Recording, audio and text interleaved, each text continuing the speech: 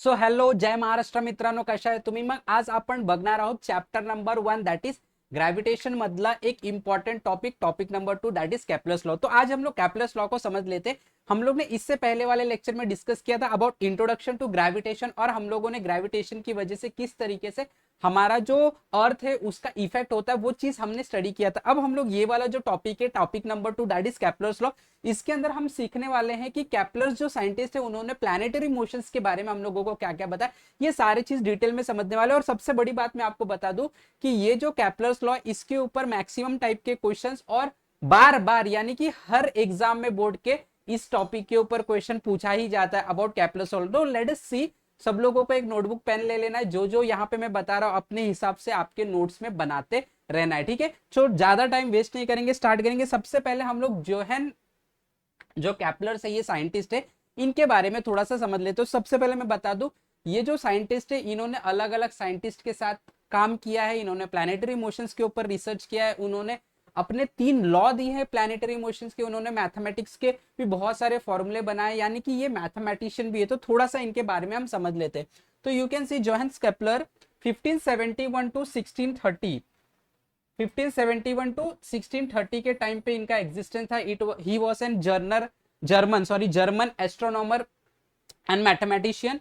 उन्होंने एक famous astronomer टाइको Brahui के साथ काम किया था, right. After death of Tycho Brahe you can see became royal mathematician after the Brahe's death, right. उसके बाद उन्होंने बहुत सारे और भी जो प्लैनेटरी मोशंस की स्टडी थी वो सारे चीज को एक्यूमुलेट करके जमा करके एक इंपॉर्टेंट लॉ दिया जिसे हम बोलते हैं Kepler's law of planetary motion, right. तो यहाँ पे देख सकते हैं used Brahe's observation to discover the law of planetary motion, authored several important scientific book का ऑथर है वो। His discovery help Newton discovered the law of universal gravitation. तो इन्होंने जो हम लोगों को 3 लॉ दिया था प्लैनेटरी मोशन का, यही लॉ न्यूटन की मदद किया किस लिए? यूनिवर्सल लॉ ऑफ ग्रेविटेशन को फाइंड करने के लिए। तो ये चीज को अभी हम लोग डिस्कस करेंगे इन डिटेल। सो हम लोगों ने थोड़ा सा कैप्लर्स के बारे में समझ लिया। तो ये जो कैप्लर्स का लॉ है, ये कैप्लर्स का लॉ बेसिकली हमें क्या बताता है?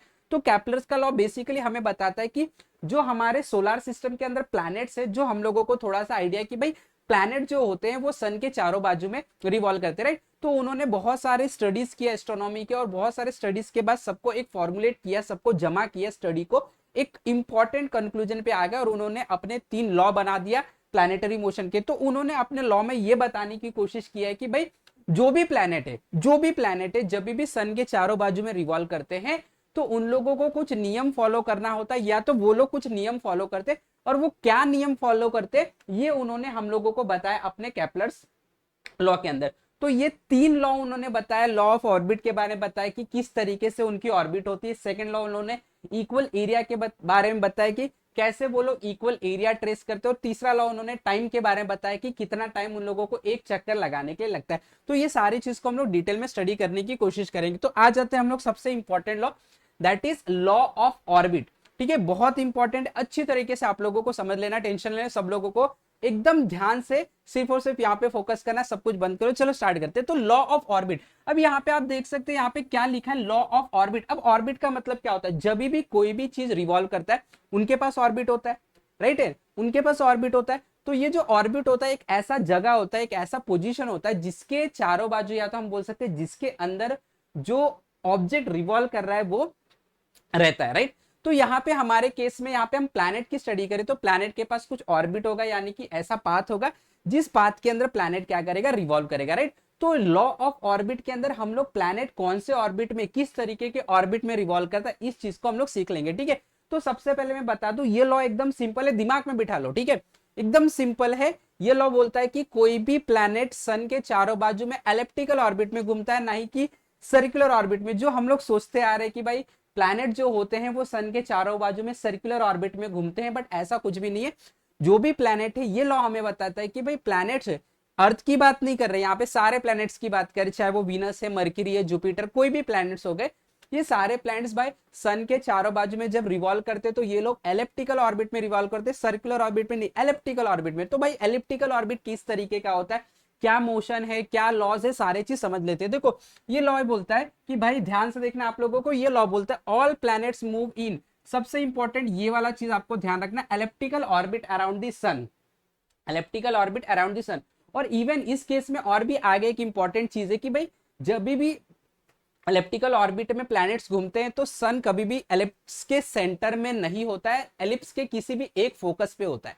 तो एलिप्स को बनाने के लिए दो पॉइंट की जरूरत पड़ती है, उसी दो पॉइंट को फोकस बोला जाता है। तो यहाँ पे मैं बता दूंगा, all the planet move in elliptical orbit around the sun with sun at one of the foci of the ellipse. Ellipse के किसी भी एक फोकस के ऊपर सन होता है, सन कभी भी सेंटर में नहीं होता। यही क्लियर कट बात हमें एलिप्स का लॉ या तो ऑर्बिट का लॉ या तो केपलर्स फर्स्ट लॉ हम लोगों को बताता है। तो अभी आप लोगों को समझ लेना है, ये जो डायग्राम आप लोगों को दिख रहा है, ये डायग्राम को मैं आपको समझा देता हूं। तो देखो, ये जो आप लोगों को यहाँ पे एक ज्योमेट्री दिख रही है, यही ज्योमेट्री एलिप्स है, राइट, दिस इज एलिप्स। अभी ये एलिप्स में क्या होता है आप देख सकते हैं, ये वाला जो पॉइंट है और ये वाला जो पॉइंट है, ये दोनों के बीच का जो डिस्टेंस होता है इसको हम लोग बोलते हैं मेजर एक्सिस। क्या बोलते हैं? जो जो मैं बोल रहा हूँ ध्यान से सुनना है, क्या बोलते हैं हम? Major axis. तो यहाँ पे मैं लिखते जाऊंगा, जो एपी है इसे आप क्या बोलोगे? आप इसे बोलोगे भाई मेजर एक्सिस है। ये क्या है? ये मेजर एक्सिस। क्लियर? उसके बाद यहाँ पे जो आपको एम और एन पॉइंट दिखाई दे रहा है, you can see this is the point M, this is the point N, right. तो ये जो आप लोगों को एम और एन पॉइंट दिखाई दे रहा है, इसको बोला जाता है माइनर एक्सिस। क्या बोलते हैं इसको? Minor axis. क्या बोलते हैं इसको? Minor axis. क्लियर? अच्छा, उसके बाद अगर मैं सिर्फ ओ और ए की बात करूं या ओ और पी की बात करूं, देखो यहां पे लिख देता हूं ओपी या तो ओ ए, ओपी सॉरी ओपी या तो ओ ए की बात करूं, तो ये देखो मेजर एक्सिस का हाफ है। अगर ये मेजर एक्सिस का हाफ है तो ये क्या हो जाएगा? सेमी मेजर एक्सिस हो जाएगा। तो यहाँ पे लिख दूंगा भाई, इसको बोला जाता है सेमी मेजर एक्सिस। क्या बोलेंगे इसको? Semi major axis.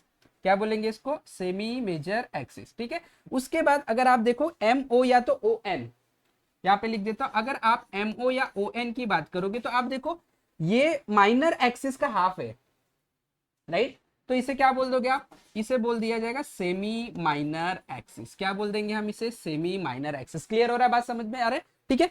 तो अब यहाँ पे आप लोगों को समझ लेना है कि भाई ये जो डिस्टेंस होता है इसको मेजर एक्सिस बोलते हैं, ये डिस्टेंस जो होता है माइनर। मैं आपको एलिप्स की कहानी बता रहा हूँ, ठीक है।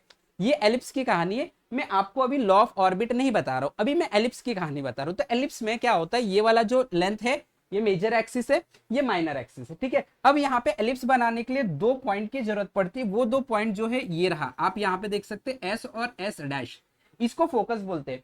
तो जब भी प्लैनेट रिवॉल्व करेगा इस ऑर्बिट में तो सन हमेशा या तो इस फोकस पे होगा या तो सन इस फोकस पे होगा, कोई भी एक फोकस पे होगा। सन जो है वो पॉइंट ओ यानी कि सेंटर पे नहीं होगा। फिर से एक बार क्लिक कर लेते हैं, दिमाग में बिठा लेते हैं, क्या है लॉ ऑफ ऑर्बिट? एकदम सिंपल है कि भाई कोई भी प्लैनेट अगर रिवॉल्व करेगा तो सन के चारों बाजू में वो एलिप्टिकल ऑर्बिट में रिवॉल्व करता है, ना ही कि सर्कुलर ऑर्बिट में। और जब भी वो एलिप्टिकल ऑर्बिट में रिवॉल्व करेगा सन किसी भी एक फोकस में होंगे, क्योंकि हमें पता है, सारे बच्चों को पता है कि जो सन होता है वो हमेशा किसी भी एक फोकस पे होता है। एलिप्स के पास दो फोकस होते हैं, कोई भी एक फोकस में हो सकता है। तो this is all about law of orbit. अब इसको थोड़ा सा मैं आप लोगों को विजुअलाइज करवा देता हूं कि भाई यहाँ पे क्या चल रहा है, ठीक है। देखो यहाँ पे आप देख सकते हैं, ये जो आप लोगों को दिख रहा है ये आप लोगों के पास एक ऑर्बिट है। देखो सन इस फोकस पे F1 और एक फोकस आपको यहाँ पे दिख रहा है F2। तो सन हमारा F1 फोकस पे है, राइट। अब यहाँ पे ये एक प्लैनेट है, कोई भी प्लैनेट, अर्थ, मर्क्यूरी, वीनस, कोई भी मान लो। तो ये प्लैनेट अगर आप देखोगे, देखो ये ऑर्बिट को ट्रेस कर रहा है। क्या ये सर्कुलर ऑर्बिट है? बिल्कुल भी नहीं, ये सर्कुलर ऑर्बिट नहीं है। तो एकदम सिंपल, जब मैं इसको स्टार्ट करूंगा आप देख सकते हैं ये जो प्लैनेट है ये प्लैनेट रिवॉल्व कर रहा है अराउंड द सन, और ये ऑर्बिट कैसा फॉलो कर रहा है भाई? ऑर्बिट एलिप्टिकल फॉलो कर रहा है। कैसा ऑर्बिट फॉलो कर रहा है? एलिप्टिकल। क्या सन सेंटर में है? नहीं, सन किसी भी एक फोकस पे होगा, चाहे F2 पे होगा चाहे F1 पे होगा। आया बात समझ में? इसी को बोलते हैं क्या?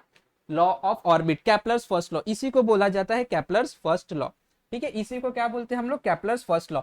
तो all planet move in elliptical orbit around the sun with sun situated at one of the focus of the ellipse. I hope सब लोगों को एकदम क्लियर हो गया, कोई भी डाउट की जरूरत, कोई भी दिक्कत नहीं है। क्लियर हो गया? चलो शाबाश, वेरी गुड। अब हम लोग आते हैं next topic which is called as laws of equal area या तो केपलर्स का सेकंड लॉ।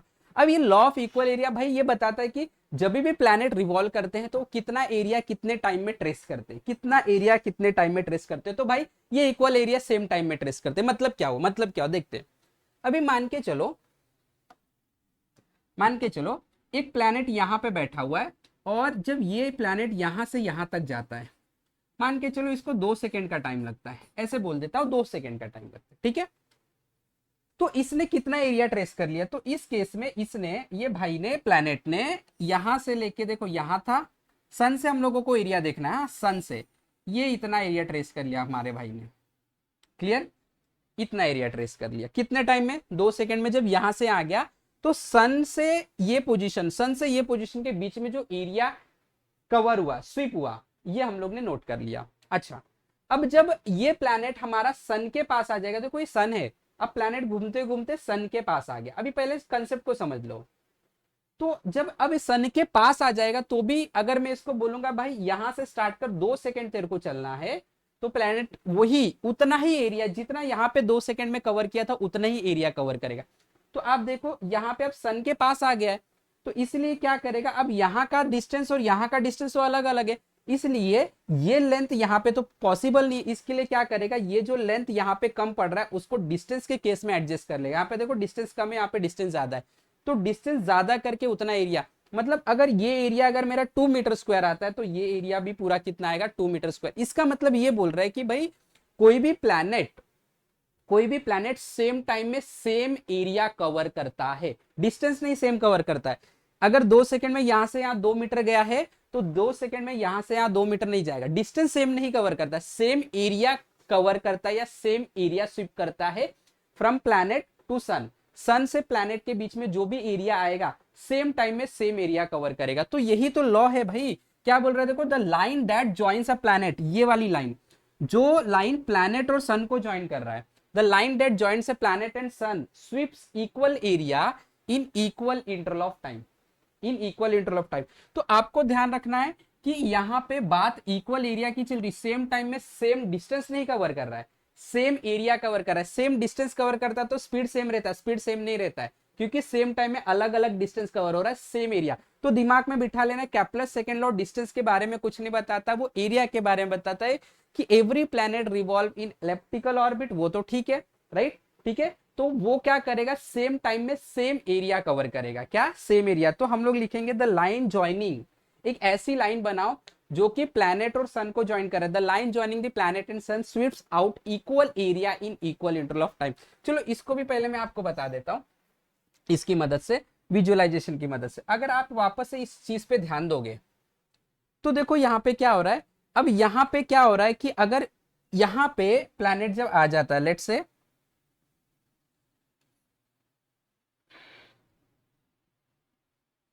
यहां पे जब प्लैनेट आ जाता है तो ये तो इतनी एरिया कवर कर पाएगा, राइट, और यहाँ का एरिया तो ज्यादा है, इसके लिए क्या करेगा, डिस्टेंस ज्यादा कवर करके उस एरिया को पूरा कंप्लीट करने की कोशिश करेगा। तो सेम टाइम में डिस्टेंस ज्यादा कवर करना है तो क्या करना पड़ेगा, उसको स्पीड बढ़ाना पड़ेगा। क्या करना पड़ेगा, स्पीड बढ़ाना पड़ेगा। इसके लिए यहाँ पे जब आप प्लैनेट को देखोगे, जस्ट अ सेकेंड,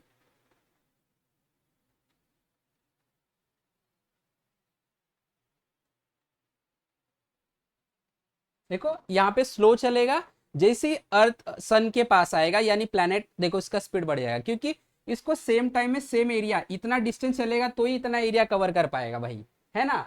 तो यही तो खूबसूरती है किसका, केप्लर्स लॉ का। तो केप्लर्स सेकंड लॉ हमें इक्वल एरिया के बारे में बताता है कि भाई कोई भी प्लैनेट की बात कर लो, सेम टाइम में सेम एरिया क्या करेंगे, कवर करेंगे। I hope it is very clear with the things, clear. तो यहाँ पे याद रखना, the line that joins the planet and the sun sweeps out equal area in equal interval of time. चलो अब आ जाते हैं हम लोग तीसरे लॉ पे। तीसरा लॉ क्या बोलता है भाई, टाइम के बारे में बताता है। क्या बोलता है, टाइम के बारे में। ये लॉ बोलता है कि एक चक्कर लगाने के लिए जो टाइम लगता है, किसको, प्लैनेट को, सन के चारों बाजू में एलिप्टिकल ऑर्बिट में एक चक्कर लगाने के लिए जो टाइम लगता है, वो टाइम मेजर एक्सिस जो होता है ना, मेजर एक्सिस, उसका हाफ डिस्टेंस मतलब सेमी मेजर एक्सिस के ऊपर डिपेंड करता है। तो कैसे डिपेंड करता है, जैसे मान के चलो आप लोगों के पास एक एलिप्स है, मैं बता देता हूं, ये एक एलिप्स है, ठीक है, ये एक एलिप्स है, ठीक है। अभी आप लोगों को पता है कि भाई इस एलिप्स के अंदर ये वाला जो डिस्टेंस है मेजर एक्सिस है, ये वाला डिस्टेंस क्या है, माइनर एक्सिस है, बराबर है, क्लियर। चलो यहाँ पे सन बैठा हुआ है, यहाँ पे प्लैनेट है कहीं पे, ठीक है, प्लैनेट पे। अभी ये प्लैनेट को यहां से स्टार्ट होके यहां तक पहुंचने के लिए, एक चक्कर लगाने के लिए जो भी टाइम लगेगा उसको मैं बोलूंगा time period, capital T, right. ये इस बात पे डिपेंड करेगा कि जो सेमी मेजर एक्सिस है वो कितना है। तो देखो आप देख सकते हैं सेमी मेजर एक्सिस इतना है, ओपी सेमी मेजर एक्सिस है, मान के चलो ये आर है, सेमी माइनर एक्सिस नहीं, हाँ मेजर एक्सिस पे डिपेंड करता है। तो अगर आप मेजर एक्सिस को बढ़ा दोगे तो इसको एक चक्कर लगाने के लिए टाइम पीरियड जो लगेगा वो बढ़ जाएगा। अगर आप सेमी माइनर एक्सिस को घटा दोगे तो इसको एक चक्कर लगाने के लिए जो टाइम लगेगा वो कम हो जाएगा। माइनर एक्सिस और मेजर एक्सिस, माइनर एक्सिस के चेंज करने से कुछ फर्क नहीं पड़ेगा, मेजर एक्सिस पर डिपेंड करता है। तो कैसे डिपेंड करता है, तो इसका जो टाइम पीरियड का स्क्वायर होता है वो डायरेक्टली प्रोपोर्शनल होता है major axis semi major axis के क्यूब को। यही है आप लोगों का कैप्लस का तीसरा लॉ। क्या है फिर से समझ लेते हैं। कैप्लस का तीसरा लॉ ये बोलता है the square of time period of revolution, the square of time period of revolution of a planet around the sun is proportional to cube of semi major axis of the ellipse। Semi major axis आपको याद रखना है, minor नहीं। Minor axis को कुछ भी change कर दो, अगर मेजर एक्सिस में कोई चेंज नहीं आता तो टाइम पीरियड बदलेगा नहीं। टाइम पीरियड सिर्फ और सिर्फ किसके ऊपर डिपेंड करता है, सेमी मेजर एक्सिस के ऊपर डिपेंड करता है। और ये उसका जबरदस्त फॉर्मूला, एकदम खूबसूरत सा फॉर्मूला है, आपके जैसा खूबसूरत। तो आप लोगों को इसको लिख के रख लेना, that is T square is directly proportional to R cube. That is कोई भी प्लैनेट को अगर चक्कर लगाना है उसको जो भी टाइम लगेगा मेजर एक्सिस पर डिपेंड करेगा। कैसा रिलेशन है, T square directly proportional to R cube. तो आई होप कि सब लोगों को ये तीन लॉ समझ में आ गया। बहुत जबरदस्त लॉ है ये लॉ, हमें कैप्लर्स ने दिया था। उन्होंने पूरे प्लैनेटरी मोशन को स्टडी किया और भी जो साइंटिस्ट एस्ट्रोनॉमर थे उन्होंने जो भी स्टडी करके दिया था वो सारी चीज को फॉर्मुलेट करके बहुत इंपॉर्टेंट लॉ बना। और इस लॉ की मदद से न्यूटन ने यूनिवर्सल लॉ ऑफ ग्रेविटेशन बनाया जो पूरी दुनिया को कंट्रोल कर रहा है, राइट। तो आई होप कि सब लोगों को तीनों लॉ समझ में आ गया, first law, second law, third law. First law equal first law जो है हमें ऑर्बिट के बारे में बताता है कि कोई भी प्लैनेट जो है वो एलिप्टिकल ऑर्बिट में घूमता है, सन एक फोकस पे होता है। सेकेंड लॉ आप लोगों को इक्वल एरिया के बारे में बताता है, कोई भी प्लैनेट सेम टाइम में सेम इक्वल या तो बोल सकते एरिया कवर करेगा। तीसरा लॉ हमें टाइम के बारे में बताता है, time square directly proportional to cube of semi major axis. I hope सबको समझ में आ गया। तो अब इतना समझ में आ गया तो देखो नॉलेज लेना जो है ना वो काम नहीं करता है, नॉलेज लेने के बाद अप्लाई करना जो है ना वो बहुत इंपॉर्टेंट है। तो अब अप्लाई करेंगे तो मैं आप लोगों के लिए क्वेश्चन लेके आया हूं। ये जो क्वेश्चन दिखा है ये बोर्ड में मैं बता रहा हूं हर बार आता है, हर बार आता है इसी टॉपिक पे। ऐसे डायग्राम दिया जाएगा और क्वेश्चन पूछा जाएगा, ठीक है। आप पिछले ईयर का क्वेश्चन पेपर 20 का, 21 का, 22 का, 23 का कोई भी क्वेश्चन पेपर निकाल लो, आप लोगों को ये क्वेश्चन 2 मार्क्स के लिए मिलेगा ही मिलेगा, ठीक है। तो ये वाला क्वेश्चन देखो, let's solve it. Board question है, सॉल्व करेंगे आपको समझ में आ जाएगा कि एक्चुअल में हमें करना क्या होता है। तो आप देख सकते हैं यहाँ पे जो हम लोगों को क्वेश्चन दिया गया है वो क्वेश्चन क्या पूछ रहा है। ये आपको एक डायग्राम दिया गया है। Observe the given figure shown the orbit of a planet moving around the sun and write the 3 law related to it. तो क्लियर हमें पता चलेगा कि भाई ये जो है ये कैप्लर्स लॉ के ऊपर क्वेश्चन पूछा गया। ये जो डायग्राम है वो कैप्लर्स लॉ का डायग्राम है। किसका डायग्राम है, कैप्लर्स लॉ। तो हमें क्या पूछा गया, हमें बोला है कि भाई 3 लॉ लिखने का है। तो हमें तीनों लॉ पता है, ऑर्बिट का लॉ भी पता है, एरिया का भी पता है, टाइम का भी पता है। तो तीनों लॉ आप लिख दोगे तो इसका आंसर।